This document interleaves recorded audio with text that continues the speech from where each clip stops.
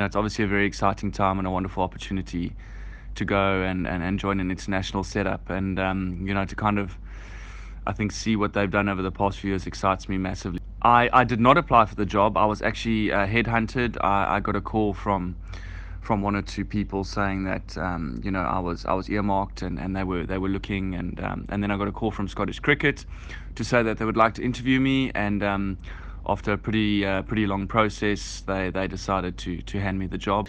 I'm just incredibly proud and privileged to be working with a professional organisation like Scotland Cricket, who have obviously done some remarkable things in the last 2 years. Just the way they've gone about negotiations and appreciating and respecting my current employers has been world class. Scotland Cricket have kind of given a mandate that they would like to qualify for the 2023 Cricket World Cup, which will be held in India. That is in itself going to be a hell of a challenge. I think, in order to do that, we need to be beating some of the best teams in the world. You've got to kind of be in the top 10 in the world. And as much as that would seem kind of mission impossible, I think in many ways KZN Inland was mission impossible. So I kind of see that as a great challenge and something that we can really strive towards. I think the longer term goal for them too would also be achieving test status. So if we're able to achieve test status, that's going to require a lot of other things to happen. So creating a first-class structure within the domestic side of things in Scotland cricket, and also kind of bringing clubs up to a level that are able to produce cricketers for the next level, which is first-class cricket, and then obviously on to international cricket. So I think there's a hell of a lot to do, and I think in any job, in any coaching job or any playing job, there's always going to be pressure, and I think if you didn't enjoy pressure and you didn't enjoy working under pressure, I think I definitely wouldn't be doing what I'm doing now. So in terms of pressure, I really enjoy pressure, but I think pressure can be taken away by earning the trust of these people, by showing them your work ethic, by showing them that you're organized, obviously producing better cricketers, so taking these guys to another level. And I think if we do that and we tick all those boxes, I think that'll ultimately take a little bit of more pressure off. So I'm looking forward to the pressure, but I'm also understanding that this isn't going to be plain sailing. This is going to be a hell of a challenge, and that's something that I've always looked forward to. I'm always up for a challenge, and that's something that hopefully we can overcome and we can achieve all those goals that have been set. I was lucky enough to go to Edinburgh in my second, or was it my last year that I was playing cricket in the UK. I managed to play cricket in the UK for 12 years. And I took my mom to Edinburgh, which I thought was an incredible city, and that's where I'm actually going to be based with Cricket Scotland. I've also been lucky enough to go to other parts of Scotland and tour around. Scotland is a beautiful country in itself, but the people are fantastic. They're really friendly. The thing I really like about the Scottish people is they're very passionate. They're very passionate to do well, and they're very passionate about Scotland. And hopefully we can make them really proud of the cricket team, just like they've been proud of the rugby team, and I suppose the cricket team over the last couple of years. So that's something I'm really looking forward to. I really enjoy the Scottish people, and I hope that we can make them very proud of Scotland cricket.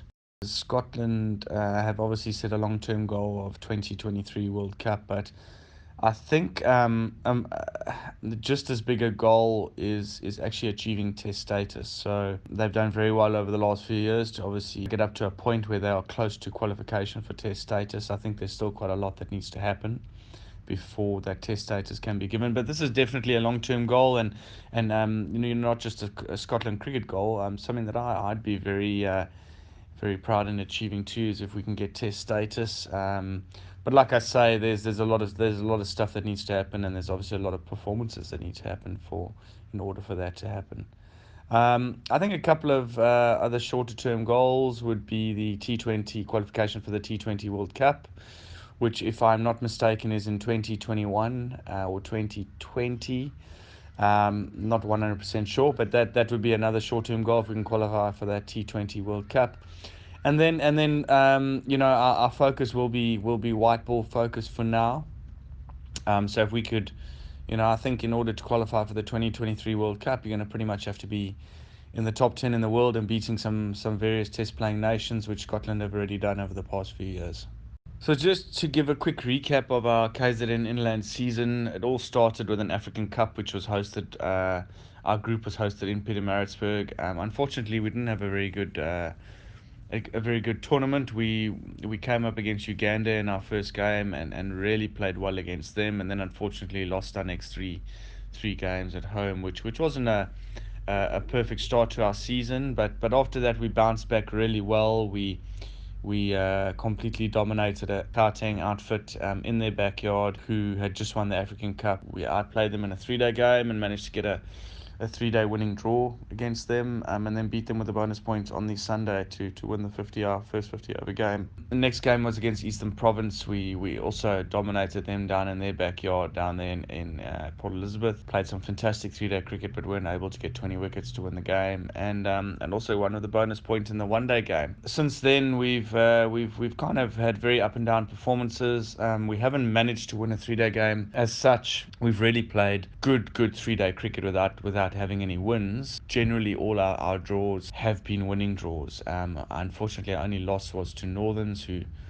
actually completely dominated us in their backyard in Pretoria. So very up and down in terms of 3-day cricket. The one day stuff, we're lying second on the log at the moment. However, Easterns, who are first, still have another game in hand. So it's probably going to be quite tough to catch Easterns. However, if we just win our last 4 games, or 3 out of our last 4 games, we still give ourselves a chance to potentially qualify for a 50 over final. Performances have been a bit up and down, and that's purely down to probably having a bit of a younger squad. The average age of our team this year is I think it's 23 and a half, which is very young for a first class team. And you're going to expect some really good results, piled in with some relatively poor results because of the age of the team. And then in terms of individuals that stand out, I think someone like a Grant Rulofsson is definitely someone to watch out for the future. He's actually just been playing for the Dolphins recently, so his career has really progressed nicely. Our captain has been in fine form, Luke Schlemmer. He is certainly one also to watch out for in the future. He scored runs both in the 3-day competition and the 1-day competition. He's the leading run scorer in our team, and he's right up there in terms of nationally. So he's also taken over the captaincy this year from the retired Lefa Masena, who left us last year in terms of the playing. And Luke's taken on the captaincy really well. He's a good leader. He's a strong leader.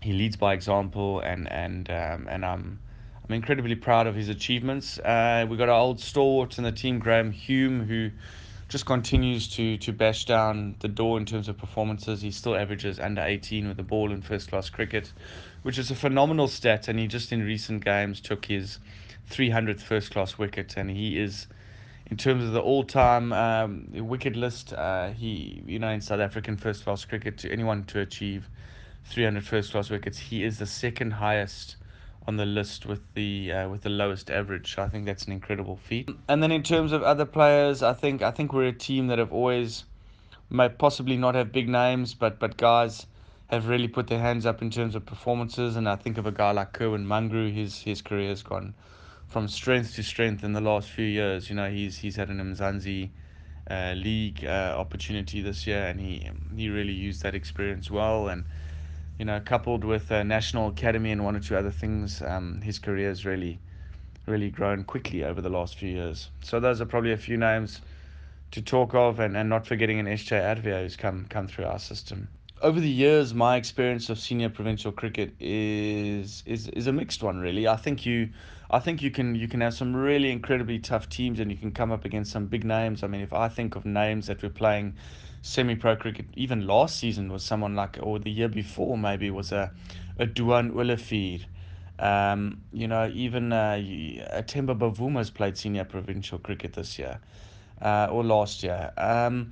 So it's a wonderful opportunity for a young player to potentially play with a current South African or a current franchise cricketer. I think the strength of senior provincial cricket is there's a mixture of strength. So like I said earlier, you can come up against a really strong team, and sometimes you can have a weakened senior provincial team, obviously due to availability or due to a fixture clash. I think you often find nowadays too in cricket that guys are specializing a little bit more. So someone like a Stephen Cook, for example, who probably doesn't play as much white ball cricket, probably plays a lot of red ball cricket. If there is a opportunity for him to play a red ball cricket game, he will also then play for Gauteng, bearing in mind that he plays all the game for the Lions. So you could come up against a Stephen Cook, for example. So the strength is very mixed, but definitely can be very strong when possible. I think the attitude of a senior provincial player is one of I can only speak from KZN Inland's point of view, where we've put a massive emphasis on trying to train like a franchise team, so that when guys get the opportunity to play franchise cricket, we feel that they're very much ready for it. And when they get into that environment, it's not a massive shock in terms of the training and the expectations and the pressure. So I've always felt my job as a senior provincial coach is to make sure that these guys are prepared for franchise cricket and hopefully push on to international cricket from there. So we constantly trying to take guys out of their comfort zones in terms of training, and also the expectations we put on them in terms of performances. I don't think is any different to what a franchise player would be put under.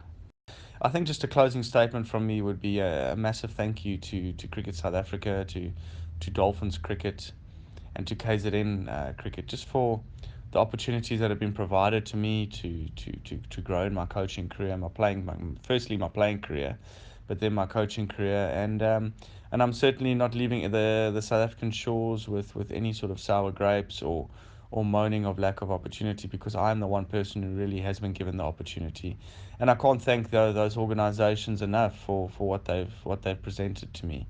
I certainly hope one day that I could come back a better coach and someone that could potentially coach at a higher level in this country. But we don't know what the future holds for all of us, but I'm incredibly grateful, and I'm certainly going to miss all my family and friends that have been so good to me, and I look forward to seeing everyone in the future.